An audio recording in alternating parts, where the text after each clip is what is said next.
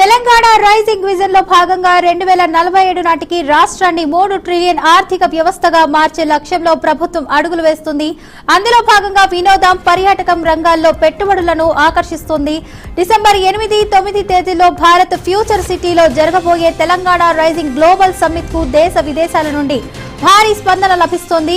ఇక ఈ నేపథ్యంలోనే బాలీవుడ్ నటుడు అజయ్ దేవ్గన్ హైదరాబాద్ లో ప్రపంచ స్థాయి ఫిల్మ్ సిటీ ఏర్పాటు చేయడానికి రాష్ట్ర ప్రభుత్వంతో ఎంఓయూ కుదుర్చుకోనున్నారు. ఇక మరోవైపు రిలయన్స్ గ్రూప్ తెలంగాణలో పెట్టుబడులకు ఆసక్తి చూపుతుంది. రిలయన్స్ కు చెందిన Vantara animal rescue and rehabilitation centre, wildlife conservatory, night safari ఏర్పాట్లు చేయడానికి ముందుకు వచ్చింది. ఇక ఈ ప్రాజెక్టుతో రాష్ట్ర పర్యాటక రంగం రూపురేఖలు మారనున్నాయి.